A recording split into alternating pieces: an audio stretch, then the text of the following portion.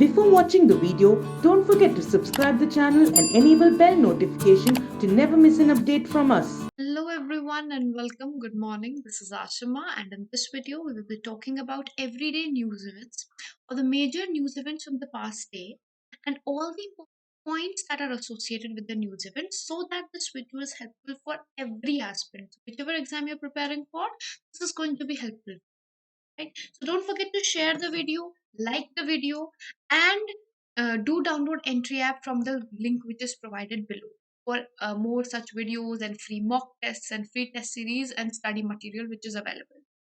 Let's start the discussion with the first news event, which is related to sunflower starfish. Now, the American scientists are cultivating sunflower starfish off the coast in Washington state. Why? Because from the year 2013 to 17, due to ocean warming, about 5.75 billion sunflower starfish were killed because of the heating of ocean or the ocean warming. And therefore, approximately 91% of world's sunflower starfish, which are found in the seas of Mexico and Alaska, and out of them, you can say California region. Starfish, they are extinct over there, right? So starfishes are getting extinct and they are very important, and that is the reason why uh, they are cultivating it now. So why is it important? They are very important to revitalize the kelp forest, first of all, and secondly, they eat purple urchins, and they are very important for managing of seaweed, so that more and more seaweed population can be managed, kelp forests can be managed. Now, how do these sunflower starfish look like? This is how they look like, with 24 spokes or 24 arms that it has.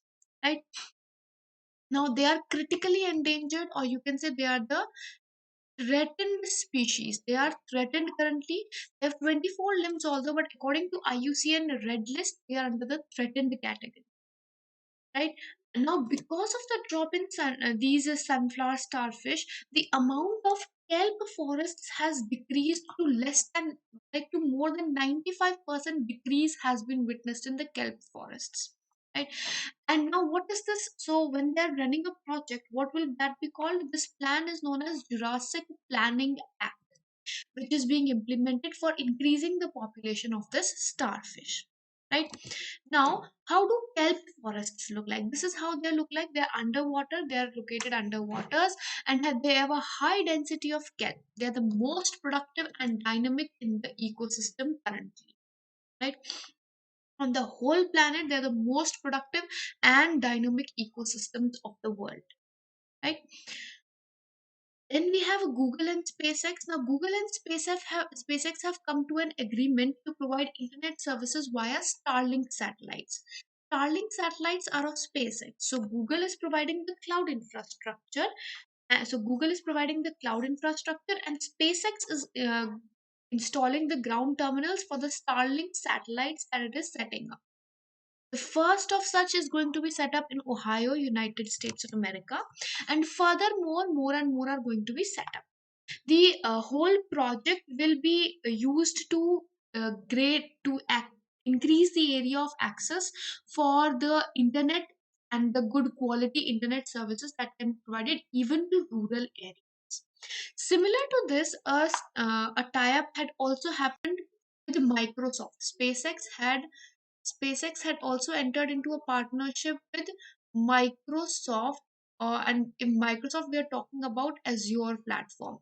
So Azure of Microsoft and SpaceX, they had also come to an agreement to link Starlink satellites, with Azure cloud of Microsoft.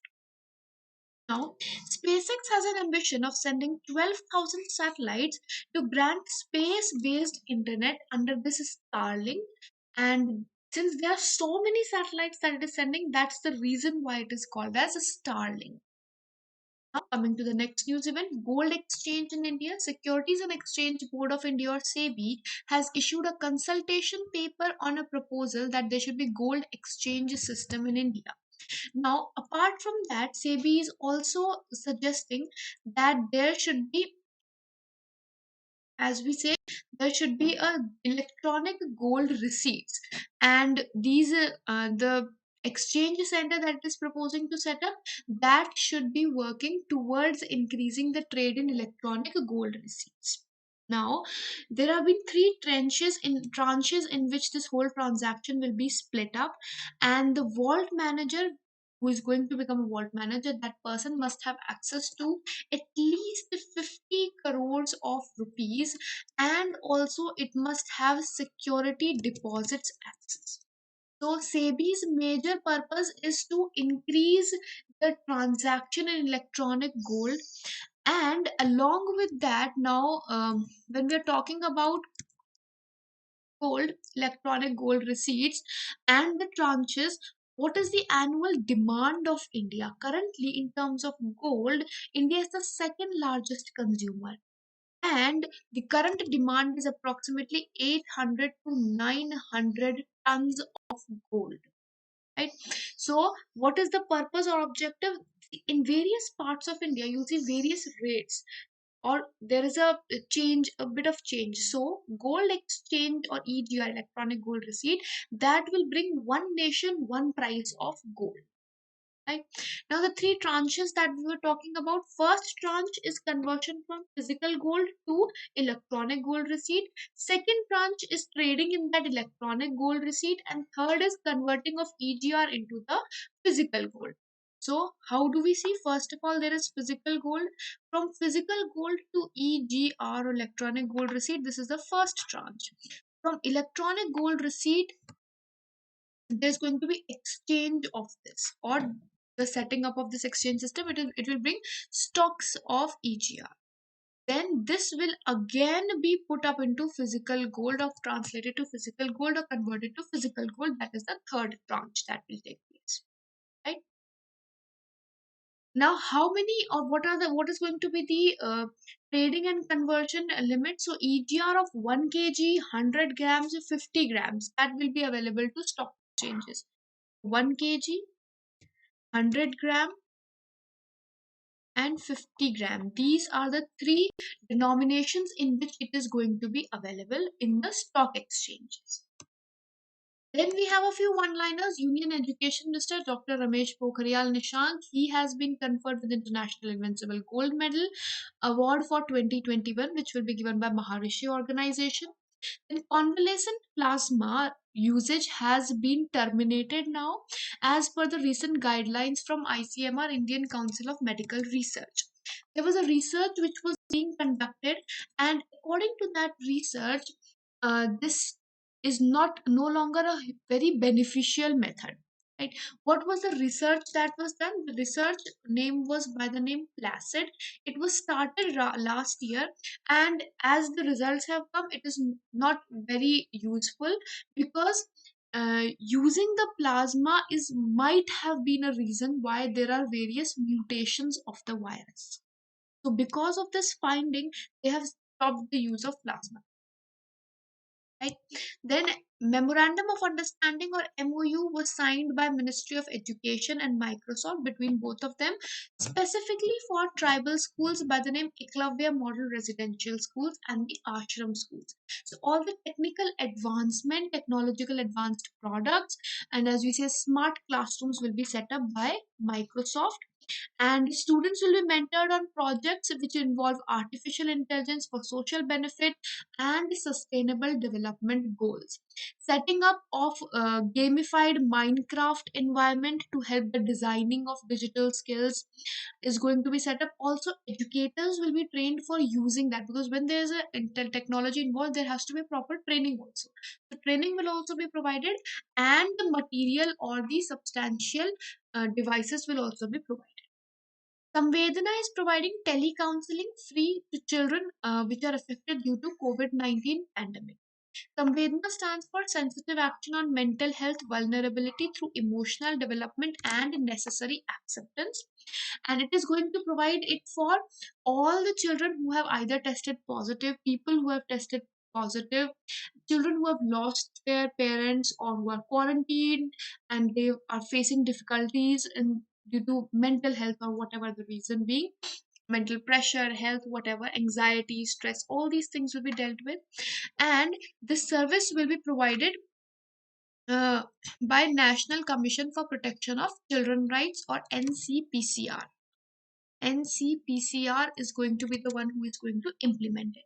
Now, there has to be a certain training that must have been done. So, for the training purpose, we have Department of Child and Adolescent Psychiatry and NIMHANS team. They have trained the psychologists or counselors for National Council of Protection of Children's Rights, and they have then started a Samvedna platform, and that is a toll-free number, completely toll-free number.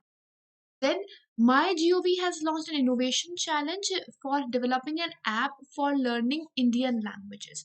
So there are going to be 10 teams which have been selected. Out of them, 3 teams are going to be finalized, or 3 apps or prototypes will be finalized by the MyGov platform.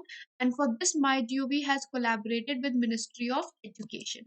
So this has basically been done to increase the participation or learning of Indian languages and enhance the learning or the area of people understanding the Indian language. Right? There will be GI, graphical user interface, also used, gamification, functionality, simplicity, superior content. These are the prior things that have been put forward, or the main criteria for assessing it.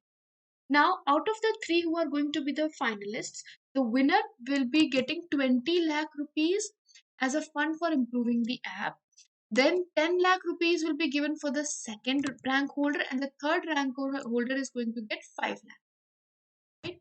Then Department of Promotion of Industry and Internal Trade, DPIIT, has released Wholesale Price Index of India. Now, wholesale price of India was earlier used, the index was earlier used for measurement of inflation in the country, but now we use CPI, Consumer Price Index, but still WPI is still calculated. So WPI for the month of April 2021 is at 128.1, where the base year is at 2011 and 12. Now, apart from this, the CPI, when we say that there's a target set by government that the inflation should be 4% plus minus 2%, that we are indicating to the CPI, because we follow CPI. Although in WPI we have seen that from the last year there has been an increase in that. Right? In primary articles, in fuel and power, in manufactured sectors, everywhere there has been index. So here you can see there were 3 major parts of WPI as well. MP has announced a 5 lakh rupees aid to kin of government employees who have died due to COVID-19. And then we have Delhi Chief Minister who has announced free education for kids who have lost their parents due to COVID-19. International Day towards homophobia, transphobia, and biphobia is observed on 17th of May every year. First of all, what is homophobia, transphobia, and biphobia? Homophobia is the dislike or hate towards gay people. Transphobia is dislike or hate towards transgender people. And biphobia is the dislike or hate towards bisexual people. Right? And this was started after the first of all in 2015. This day was started. It was known as International Day on Opposition to Homophobia initially, when it was started in the year 2005. Then in 2006 there was a declaration, and that declaration was Declaration of Montreal. Declaration of Montreal was signed in 2006, which wanted United Nations to realize that this day should be observed.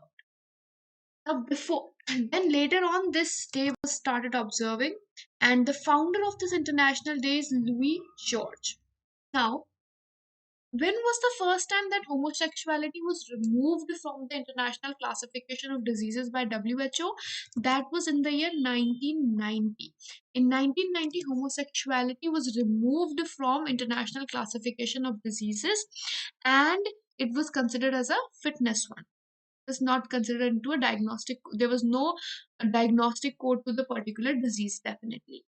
Then, which was the first country to legalize the same-sex marriages? That is going to be Taiwan. First Asian country to legalize the same-sex marriages was Taiwan.